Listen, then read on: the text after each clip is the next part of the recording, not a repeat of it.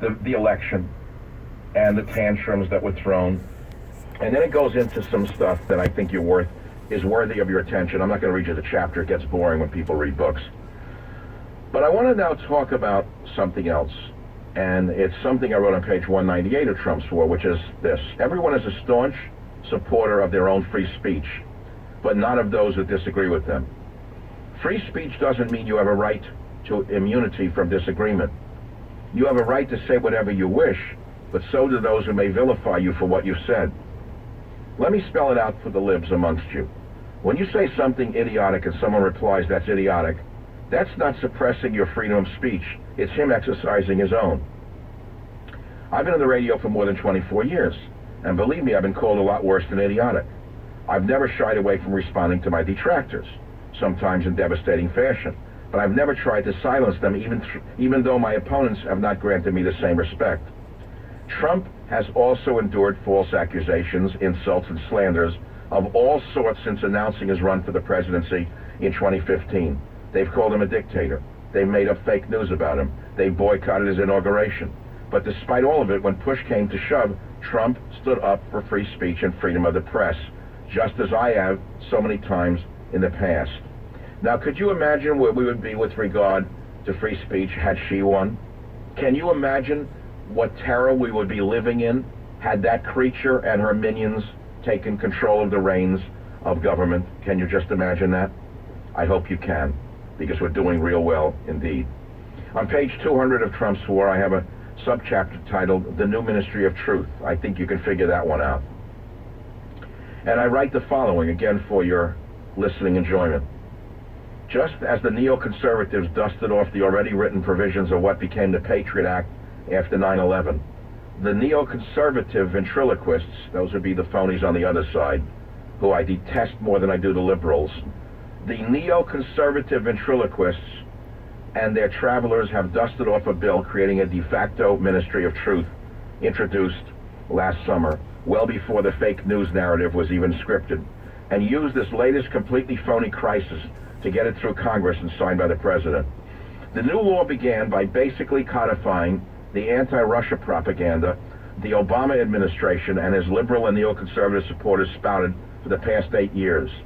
It then authorizes Congress to create a, quote, Center for Information Analysis and Response, the purpose of which is whole-of-government initiatives to expose and counter foreign information operations. Well, you can read it yourself or you can read it in my book. You'll see where this is coming from. That might not sound so bad until you remember the establishment has decided that any support for Trump in the media is de facto Russian propaganda. For them, this means that my radio show, The Savage Nation, may need to be, quote, exposed and countered, unquote. Where does countering end? I don't know. I don't particularly want to find out. U.S. government-funded propaganda campaigns against my show or other conservative media sounds bad enough. Had Hillary Clinton been elected, I'm sure it wouldn't have stopped there. But just because Trump is in the White House, don't think there won't be pressure to enforce this chillingly Orwellian law. As Trump tries to keep the promises that got him elected, particularly repairing our relationship with Russia, expect accusations of foreign influence aimed at any conservative media supporting him. This is what I wrote a few years ago. Listen carefully. The establishment will try to make everyone believe that to support Trump's 2016 campaign platform is to support foreign adversaries trying to influence U.S. policy. In other words, war is peace, freedom is slavery, ignorance is strength. We are going to have to push back hard at any sign Congress is trying to pressure the Trump administration to enforce this unconstitutional provision of the NDAA. I won't read any more, but it's followed up with another very important sub-chapter entitled George Soros's Brown Shirts. Yes, George Soros's brown shirts.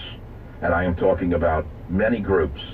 And I list all of the groups of subversive organizations, in my opinion, that George Soros has funded through his billions of dollars. I have a list that no one else had ever compiled.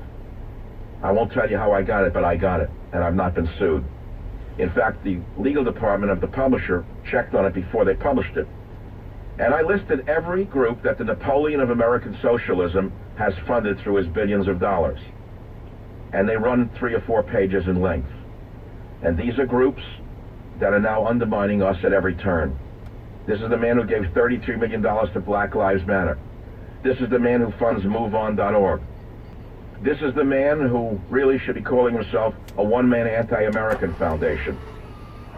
More than 50 groups directly funded by this one man and his organization are the groups that are sponsoring these street rallies and street riots from the beginning of the Trump ascendancy.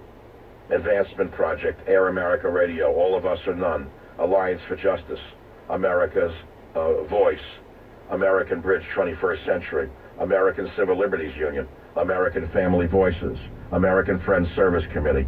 I know you're shocked to hear this, but all of them have received money from George Soros, American Library Association, Amnesty International, and I'm just through the A's.